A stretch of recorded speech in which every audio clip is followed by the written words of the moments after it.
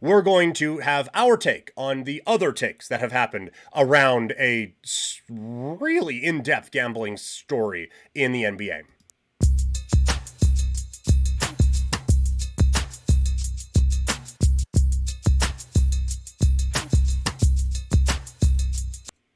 This is not what we want to be doing right now. This is not what the NBA wants us to be doing. In the chat, Toxic is asking, is Wemby already the best defensive player ever? We could say most talented. Best, we need to sustain that a little bit, but from a talent standpoint, like, no one could do what he could do. These are the conversations the NBA wants us to be having. Instead, Kash Patel goes in and just starts arresting people for gambling.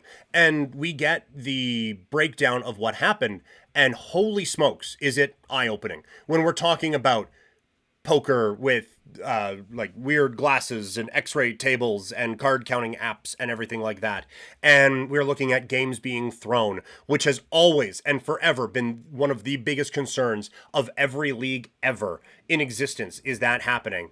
And so because of that, it really has overshadowed what has been a very fun first couple of days in the NBA, but it has also brought a lot of the takes out of the woodwork. And the one that you would see the most is, well, the NBA, they're in bed with these gambling organizations, and like the admittedly pretty funny. Some of the jokes being like, boy, there are just so many details in this NBA issue and in this filing from the FBI. Which means if you use the code DETAILS on DraftKings, you get 50%. And so those are pretty funny. But I do want to remind everyone as we go into another one of these stories. And look, first of all, I want to say what happened in these is bad.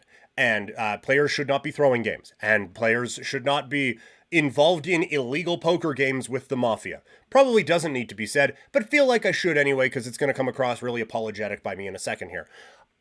I think some of the reactions to this are, while well-meaning, maybe not the most thought through, and I don't think the most conceivable either. The NBA, like, this is why you just got to get gambling out of the game. That's not going to happen. Ever. Never, ever, ever. By the way, the first league that does that is going to be a league that collapses on itself very quickly. Also, and I bring this up every time, I have been pro gambling for a while. We've had gambling sponsors on this podcast. We do gambling segments all the time.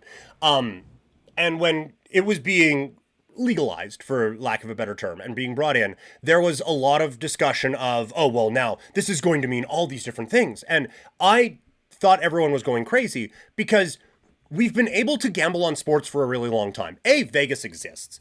B, the internet's a thing.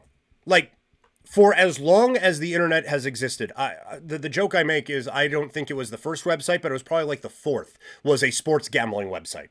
Because that is just what people have done with games for forever. If it's with your buddy sitting at home, hey, $5 says this guy does this, or this team wins. Okay, bet. To some serious gambling problems. And there are people with serious gambling problems. That is a very real thing that I don't want to overshadow here. But for as long as the internet's existed, so has sports gambling on the internet. So has the access to it. There are more sites that are doing it now. Absolutely. But you've been able to bet on all of these things for a really, really long time. And it wasn't much of a barrier of entry to get into that. Don't ask how I know that. But the thing that I am endlessly stunned by is that these people are trying to game the system now that everything is regulated and highly monitored. Like, you've been able to bet on prop bets for forever. But, okay, we're not going to do it now. Oh, now it's legal, monitored by every site ever, and we have the best technology in the history of the world to see what people are doing. Okay, now I'm going to be Danny Ocean and be the one that's going to completely beat the system and figure this out. Like, that part, I underestimated. I completely underestimated the high level of stupidity that people would have around sports gambling to think that, okay, well, now that it's regulated, now we can take advantage of the system. That's insane to me. And yes, the league needs to crack down on these things. And yes, talking about gambling issues in sports with DraftKings sponsors, with FanDuel sponsors, with the hilarious video of ESPN having this discussion, and then just subtly fading out the ESPN bet logo in the bottom right corner. There is an air of hypocrisy with a lot of this. But it is because of those deals that you have to shut this stuff down. Because gambling money now is such a big part of the next sports boom that we are having at this particular time, because that's a thing, you cannot have the slightest hint of games being fixed. Games are being bet on more than ever before. And if you are going to have that kind of money rolling in, you have to keep the games authentic. You have to keep the integrity of these games 100%. If there is any kind of a hint of fixing anything, then there are real problems that are going to come. And so that is why these leagues have to crack this down. It's not like, oh, well, gambling is here and now everyone should be able to gamble. That has never been the case. And people bring that, yes, it's funny that Shane Pinto gets drilled in his first game by a Bet99 thing after he was suspended for gambling and stuff like that. But those are the rules, right? Like you enter into these partnerships, there are rules that need to be made. And whether we think they're hypocritical or not, they're the rules. Like, again, these places have alcohol sponsorships.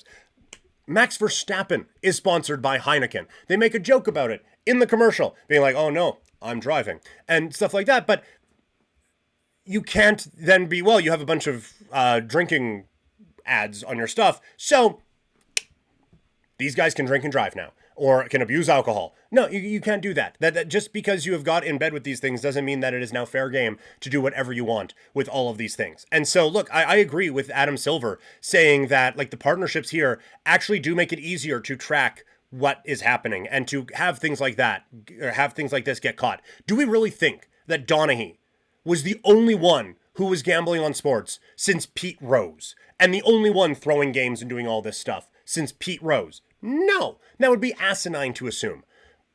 But because now we have all of these different sites and we have all this technology and we have all these partnerships, they can catch what is happening now significantly faster. And they can see, like, hey, $200,000 just came on Jonte Porter, who we had to Google to make sure he was playing.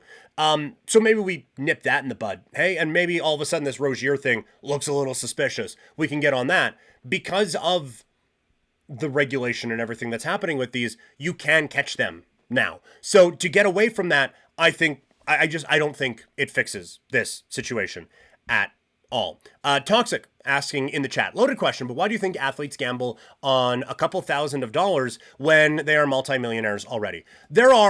And that is a very fair and obvious question, right? There are a few things that go into this. One, gambling addiction is a thing. Like that is just whatever.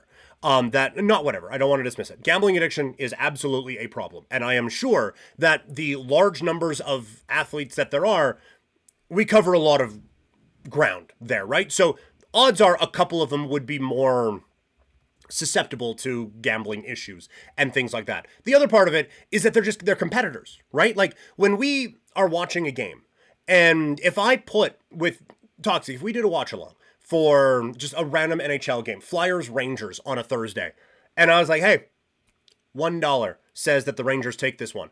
All of a sudden, we're watching that with so much more attention and so much more focus. And you have these athletes who competition is all they have ever known their entire lives.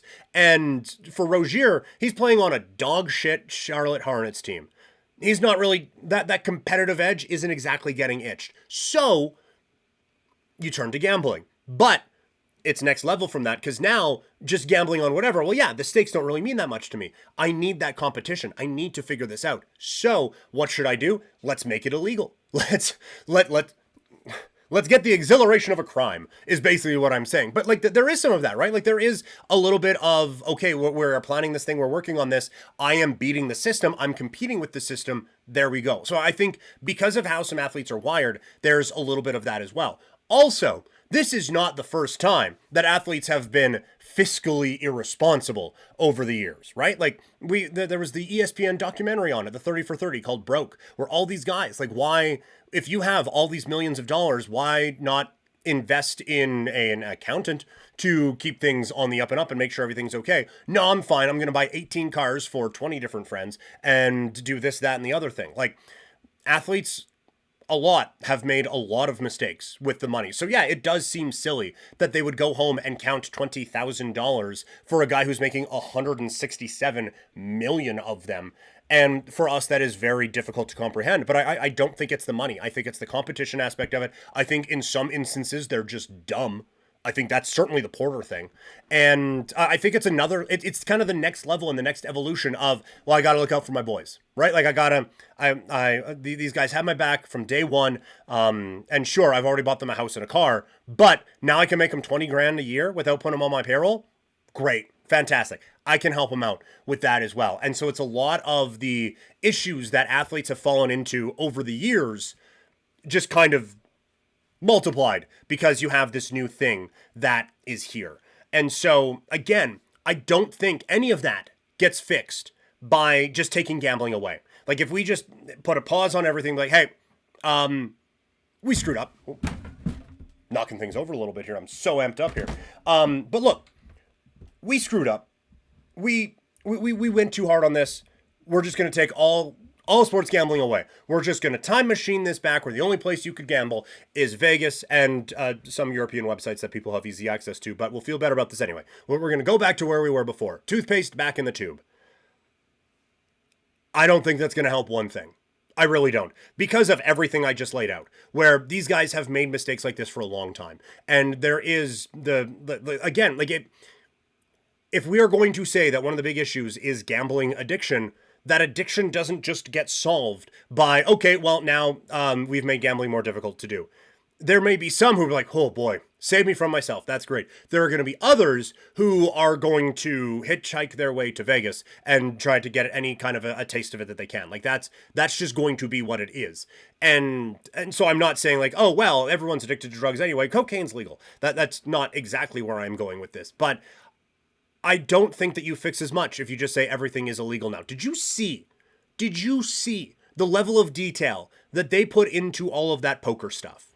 Right? Like with the video of the glasses, and you can see KQA109 on that. The app where the card gets dealt out and you have a little earpiece in and it's saying 3, and that means third seat at the table is the one that is going to win the hand. And x-ray things and all of this. Do we really think that the mafia, which is apparently still a thing in 2025, do we think the mafia is going to say, oh, sports gambling is illegal in Connecticut again? Guess we have to do something else. That's not happening. Not a chance that is happening. These sorts of things are always going to exist. And so having the ability to monitor this stuff, having the ability to control these things, I think has to be the way to go. That does not mean we can't make some changes to it, right? There absolutely should be more, or there absolutely should be fewer prop bets. That's a spam phone call. Someone's watching me. But no, like there should be fewer prop bets. A Jonte Porter prop bet shouldn't exist, right? Like that just, he is, I don't get why sportsbooks had him to begin with. He is not a big enough player to warrant any of those sorts of things. So yeah, limit these on some of the guys who aren't making as much money in the NBA, who may want to help out their buddies a little bit more and stuff like that. I just, from a gambling standpoint, I don't get why books put those out. Or first pitch ball strike. That shouldn't be a thing. It is fun to say, like, hey, I have noticed this trend. I have done the research. I want to be able to profit off of this. But it is way too easy to just spike a ball 56 feet in. And because baseball's hard, just like, oh yeah, gripped it too tight. Down it goes. Whoops. And just go on it that way. The only players who are playing on these from a sportsbook standpoint are either people who are doing a ton of research or people who are cheating.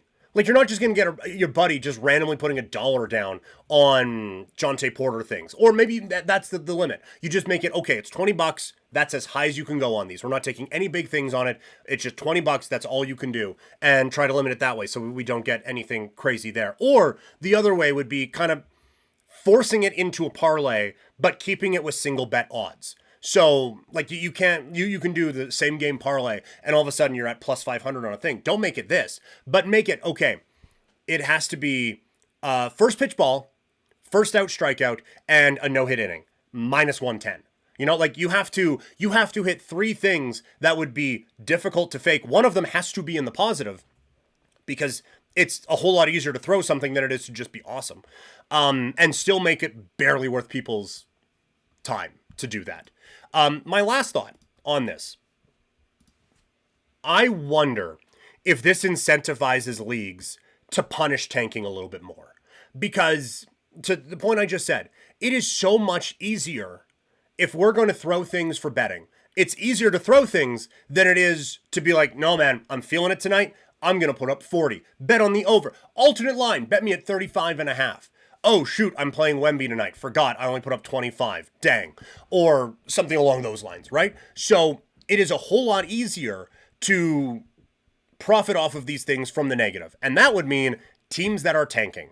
And so if you're going to have these non-competitive teams and non-competitive games, it's bad for the league anyway. But with Chauncey Billups going to Buddy at his poker game being like, oh yeah, by the way, we're tanking now, so Dame Lillard's going to be out for the rest of the season. And then boom, bets are coming in and all of that. And now you have that aspect of it where it is easier for a coach to be like, oh, by the way, this is happening, so take the under on the win total, and because you can still bet on those in season, and bet against us here in the next couple of games, because it ain't gonna go well. We're gonna actively try to lose these basketball games, and you can just brush it under the rug as, oh, we're tanking, we're trying to get a better pick, instead of what is actually happening, and that is fraud, conspiracy, all of those sorts of things. The other aspect of it is we're talking about these guys, and we all kind of understand that they are in a pretty good spot financially. But rich people don't think they're in these great spots all the time, because they are accustomed to a certain way of life. You see that scene in Billions